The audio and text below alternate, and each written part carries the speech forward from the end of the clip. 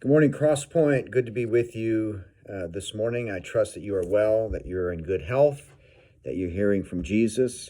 It's actually Tuesday afternoon right now, but I hope that you are flourishing in your jobs, in your homes, wherever the Lord has placed you, and whatever struggle that you are in or whatever victory that you are enjoying. I like those. I like to enjoy the victories.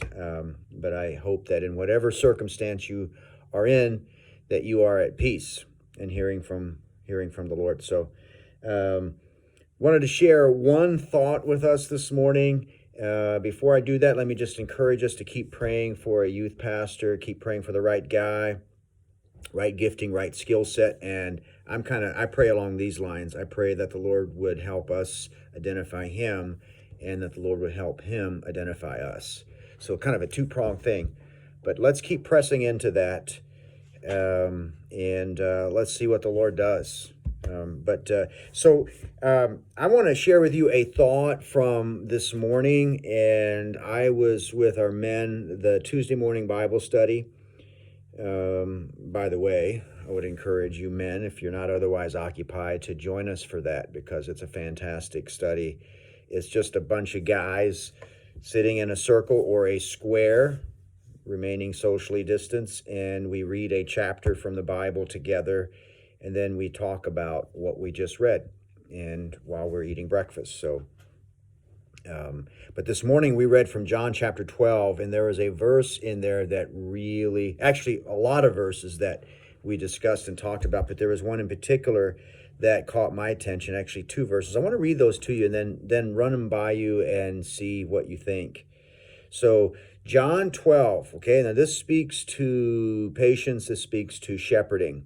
It says this, many of the authorities believed in Jesus. This is verse 42. But for fear of the Pharisees, they did not confess it, so that they would not be put out of the synagogue.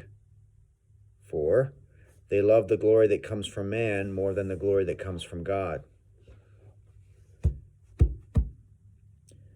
So they believed in Jesus, but they wouldn't go public with it because they were afraid of the ramifications to their jobs, to their standing, to their social status. They desired the praise of man more than the praise of God. But a couple of angles here. One, I think, let's not be so self-righteous that we can't identify with the reticence and the hesitance that comes from confessing our faith before man. That, yeah, those are real-time implications and people might think you're weird. So it's not okay to bow to that, but we can understand that dynamic. But I want to talk to parents, I want to talk to leaders, especially leaders, because here's what happens. One of those guys that didn't come out with his confession was Joseph of Arimathea. He was a member of the Sanhedrin, but he believed on Jesus, but would not come out with his confession. So these are Jewish leaders that believed, but they were hanging back. Nicodemus is probably another one of those. What do you do with those people? It's very easy for an on-fire Christian, someone who's going in for God, who's all in, to look with maybe even some condemnation to those who aren't all in or who are holding back. And I can understand why, right? The rest of us are going for it and you're holding back while, we're taking risks, on and on, the thinking goes. But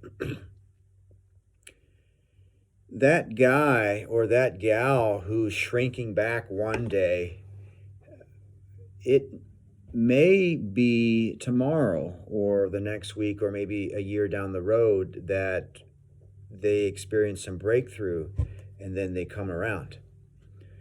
And it was that way with Joseph of Arimathea. He did not confess Jesus publicly until the end when Jesus was crucified. And then Joseph came forward and said, I'd like to have the Lord's body, the remains, and I'd like to bury him in my own tomb. Now, there weren't many commoners that could have done what he just did. He had the rank and he had the wealth and the standing to go before Pilate and say those things and to actually be heard. A commoner might not have been heard in that way, and a commoner definitely wouldn't have been able to offer up a decent grave for the Lord, but Joseph could.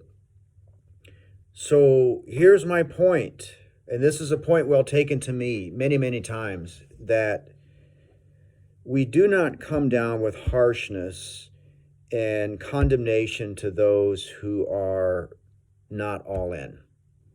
We don't dismiss their faith. We don't dismiss their contributions, because Jesus is dealing with them just like he's dealing with us. Now, you might not want to put that person in a place of spiritual authority, but we want to hold out hope, and we want to hold out some patience with people who are struggling, and especially to leaders and especially to parents. Yeah, we're holding the line. We're saying, here's the standard, here's what's expected, and we're right to do so. But sometimes some patience and love and forbearance will yield long-term results, which if we're harsh with these people and we excise them from the community and we say, you know what, there's no space for you because you're less, then we're kind of cutting ourselves, and that's going to hurt the community long term. So I don't know. I really appreciate this dynamic. I don't think John is writing this to say, yay for these people who are hiding, but fear is real. And some of these men were eventually able to overcome and then come out and stand in the light of day, unafraid, unashamed, to be a follower of Jesus. And so I want to encourage you all with that from two angles. One, the angle I already gave, but two, that might be you. You know, you might be situated rather well in a work environment, in a social environment where you got some standing, you have some security, and you might be thinking, you know what, I don't want to say too much, because if I do, I will compromise the standing that I've accumulated over the years of whatever. And to that, I would gently remind you that the glory that comes from man fades and is temporary, and the glory that comes from God does not fade and is eternal.